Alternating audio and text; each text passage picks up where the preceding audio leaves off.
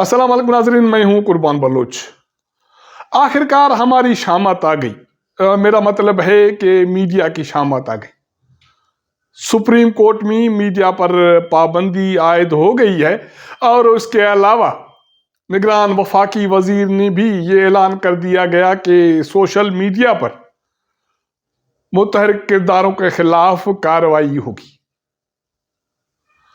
एक तरफ मुल्क अफवाहों की जद में है, बेरोजगारी है, महंगाई है और इसके अलावा इंतखाबाती अमल शुरू हो चुका है। दूसरी तरफ अब सरकार को ये याद आ गई है कि मीडिया का मुंह बंद करना है। अगर मीडिया भी तालाबंदी का शिकार होगी तो फिर आखिरकार सोशल मीडिया का लोग सहारा तो लेंगे, जैसे माजी में हुआ है। और इसी की वजह से इस वक्त लोग मीडिया के बजाय सोशल मीडिया पर भरोसा करने लगे हैं। लेकिन ये सरकार, हमारी सरकार जो भी हो, वो सबक सीखने के लिए तैयार नहीं है। तो अवाम के लिए बड़ी खुशखबरी ये है कि मीडिया की, सोशल मीडिया की और बाकी मीडिया पर जो किरदार मुतहर्रिक हैं उन पर शामत आ गई है। आप पूछते होंगे या सोचते होंगे कि हुआ क्या है। तो उसकी कहानी ये है कि अलल सुबह निगरान वजीर इत्तलात व नशरियात मुर्तज़ा सोलंकी ने पीटीए और एफआईए के अमलदारों के साथ एक प्रेस कॉन्फ्रेंस की। पहले तो हम सोच रहे थे कि इंतखाबात के हवाले से नए रूल्स कोई बनाए गए होंगे या जो इंतखाबाती अमल है इसकी कवरेज को मज़ीद साफ शफाफ करने के लिए ये प्रेस कॉन्फ्रेंस होने जा रही है। लेकिन वहाँ जो ऐलान हुआ वो इनडायरेक्टली व्लॉगर्स को और सोशल मीडिया पर जो मुतहर्रिक किरदार हैं उन पर मजीद शामत लाने के हवाले से इकदाम थे। मुर्तज़ा सोलंकी का ये दावा था कि जब से सुप्रीम कोर्ट ने तहरीक इंसाफ के बल्ले के हवाले से फैसला दिया, सोशल मीडिया पर अदलिया के खिलाफ एक घिनौनी मुहिम की शुरुआत हो गई। उसके बाद वज़ारत दाखिला ने एक GIT बनाई। उसके बाद एक तहकीकात का अमल शुरू हुआ। तो जो फैक्ट्स फिगर सामने आए हैं उसके मुताबिक 500 से ज्यादा सोशल मीडिया पर मुतहर्रिक अकाउंट्स सामने आए हैं जिनके जरिए सुप्रीम कोर्ट ऑफ पाकिस्तान के खिलाफ, चीफ जस्टिस ऑफ पाकिस्तान के खिलाफ एक घिनौनी मुहिम शुरू की गई, चलाई गई, जिसमें इदारे को और रियासत पाकिस्तान को बदनाम करने की कोशिश की गई। मुर्तज़ा सोलंकी कहते हैं कि व्लॉगर्स एक आधा आदमी अपने साथ बिठा लेते हैं और अपने व्लॉग्स में झूठ बोलते हैं। ये इसकी अब इजाज़त नहीं दी जाएगी। FIA के अमलदार भी यही कहते हैं कि FIA को जो अख्तियारात सौंपे गए हैं हम अब उनका इस्तेमाल करेंगे और सख्ती से इस्तेमाल करेंगे। वफाकी निगरान वजीर ने ये खुशखबरी दी है कि मुख्तलिफ थानों को और जो मुतल्लिका इदारे हैं उनको ये हिदायत कर दी गई है कि सोशल मीडिया पर 500 अकाउंट्स होल्डर मुबैना तौर पर जिन्होंने सुप्रीम कोर्ट ऑफ पाकिस्तान के खिलाफ घिनौनी मुहिम चलाई, चीफ जस्टिस पाकिस्तान को बदनाम किया, उनके खिलाफ कार्रवाई की जाए। और पाकिस्तान टेली कम्युनिकेशन अथॉरिटी वालों की बेबसी ये है, वो कहते हैं कि अगर सोशल मीडिया पर कोई मुहिम चलेगी और किसी को बदनाम करने के हवाले से मुहिम होगी तो हमारे पास सिर्फ यही रास्ता है कि इंटरनेट को बंद किया जाए। इसके अलावा हम क्या भी कर सकते हैं। تو ایک طرف نگران وفاقی وزیر نے یہ خوشخبری دے دی کہ ویلاگرز کے خلاف اور سوشل میڈیا پر جو متحرک لوگ ہیں ان کے خلاف FIA کو، مختلف تھانوں کو اور متعلقہ اداروں کو کارروائی کرنے کی ہدایات جاری کر دی گئی ہیں۔ اب کسی نہ کسی بہانے کسی نہ کسی ویلاگرز کو، سوشل میڈیا پر ایکٹیوسٹ کو نشانہ بنایا جائے گا اور کوشش یہ کی جائے گی کہ مکمل زبان بندی ہو اور یہاں کوئی بھی نہ بولے۔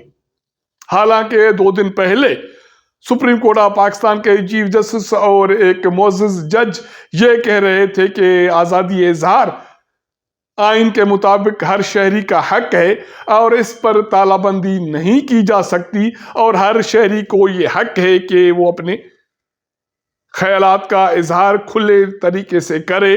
لیکن ہوا کیا؟ ہوا یہ ہے کہ جب نگران وفاقی وزیر اور FIA اور PTA کے عملداروں نے پریس کانفرنس کی تو اس کے بعد سپریم کورٹ آف پاکستان کی طرف سے بھی ایک خوشخبری میڈیا کے لیے آ گئی۔ تو سپریم کورٹ کی میڈیا ونگ کی طرف سے سپریم کورٹ رپورٹرز ایسوسی ایشن کے عہدیداروں کو ایک خط موصول ہوا جس میں یہ خوشخبری دے دی گئی کہ اب سپریم کورٹ کی عمارت میں بغیر کسی تلاشی کے صحافی بھی داخل نہیں ہو سکیں گے، اور یہ کہا گیا ہے کہ جو صحافی سپریم کورٹ کی عمارت میں داخل ہوں گے ان کی نہ صرف تلاشی ہوگی، سپریم کورٹ کی عمارت کے اندر ویلاگرز ویلاگ بھی نہیں کر سکیں گے، اور اس کے علاوہ وہ موبائل پر کوئی انٹرویو بھی ریکارڈ نہیں کر سکیں گے۔ صرف بات یہاں ختم نہیں ہوتی، اس ملک میں چیزیں کس طرح ہینڈل ہوتی ہیں اس کی بھی کوئی حد نہیں ہے۔ ایک طرف چیف آف پاکستان اور جو معزز ججز ہیں وہ اس کو تسلیم کر رہے ہیں کہ آئین کے مطابق اظہار آزادی ہر شہری کا حق ہے، اس پر پابندی نہیں لگائی جا سکتی، تو دوسری طرف اسی سپریم کورٹ آف پاکستان کی میڈیا ونگ کی طرف سے ایک لیٹر جاری کیا جاتا ہے جس میں نہ صرف یہ خوشخبری دی جاتی ہے کہ آپ بغیر تلاشی کے سپریم کورٹ کی عمارت میں صحافی داخل نہیں ہو سکتے، اس کی عمارت میں وہ ویلاگ بھی نہیں کر سکتے، کسی کو انٹرویو بھی موبائل پہ ریکارڈ نہیں کر سکتے، اور بڑی بات خوشخبری یہ بھی دی جاتی ہے کہ اب عدالت عظمیٰ کے کورٹ رومز میں، اس کا مطلب ہے کہ عدالتی احاطے میں آپ ایز اے صحافی موبائل نہیں لے جا سکتے۔ اگر صحافی عدالتی سماعت کے دوران عدالتی کمروں میں موبائل بھی نہیں لے جا سکیں گے تو پھر ان کی جانے کا فائدہ کیا؟ وہ جا کے وہاں کریں گے کیا؟ اب ایک اندازہ تو یہ تھا کہ جب سے صورتحال ملک میں اتنی سیاسی طور پر کشیدہ ہو گئی ہے، سیاسی میدان میں لڑائی جھگڑے ہیں، گالم گلوچ کی صورتحال ہے، اور جو میڈیا ہے وہاں بھی قدغن ہیں، تو ہماری انتظامیہ وہ نگران حکومت کی ہو یا اداروں کی، وہ ہوش کے ناخن لے گی، لیکن کوئی بھی سبق سیکھنے کے لیے تیار نہیں ہے۔ وہ اس طرح کے، اب مثال کے طور پر میں سپریم کورٹ کی بیٹ کرتا ہوں، مجھے ادارہ اس لیے عدالت بھیجتا ہے، تنخواہ دیتا ہے کہ میں عدالتی کارروائی وہاں جا کے دیکھوں، نوٹ کروں اور بر وقت اپنے ادارے کو خبریں دوں یا ریمارکس دوں یا عدالت کی جو بھی کارروائی ہے اس سے اپنے ادارے کو اپڈیٹ کروں اور ادارے کے ذریعے عوام کو اپڈیٹ کروں۔ اگر اب میں بقول سپریم کورٹ انتظامیہ کے حکم نامے کے عدالت کے احاطے میں، عدالتی کمرے میں موبائل نہیں لے جا سکتا، تو بڑا سوال یہ ہے کہ میں عدالت میں جا کر کروں گا کیا؟ اگر میں عدالت میں جا کے کچھ نہیں کر سکتا تو اس کا مطلب ہے کہ ادارہ مجھے نکال دے، کیونکہ میں اب ادارے کے کام کا تو رہا ہی نہیں۔ اگر عدالت کی کارروائی میں بر وقت اپنے ادارے کو نہ دے سکوں یا کوئی بھی بیٹ رپورٹر نہ دے سکے تو پھر وہ عدالت میں جا کے کرے گا کیا اور ادارہ اس کو تنخواہ دے کر ملازمت پر رکھے گا کیوں؟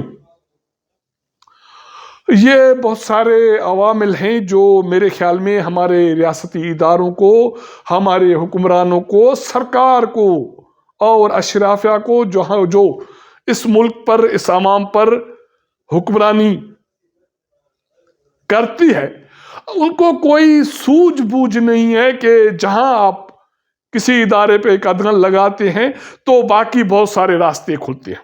آپ نے میڈیا پر قدغن لگائے، اس کو محدود کیا، لمیٹڈ کیا، تو سوشل میڈیا پر طوفان برپا ہو گیا، وہاں بہت سارے راستے کھل گئے، وہاں جو حقیقی صحافی تھا وہ بھی اپنا اظہار خیال کرتا ہے، تو باقی جو لوگ ہیں جو افواہیں پھیلاتے ہیں، لیکن آپ اس میں دونوں میں سے فرق کرنے سے گریزاں ہیں، اور دوسری طرف آپ باقی اداروں میں بھی جہاں کے سربراہ، جہاں کے معزز ججز، وہ اس کو تسلیم کرتے ہیں کہ اظہار آزادی میرا رائٹ ہے، لیکن اسی ادارے کے انتظامیہ کی طرف سے میری زبان بندی کرنے کی کوشش کی جاتی ہے، تو پھر کیا راستہ بچتا ہے کسی صحافی کے لیے کہ اگر وہ بے روزگار ہو جائے تو وہ سوشل میڈیا کا سہارا نہ لے تو پھر کرے کیا؟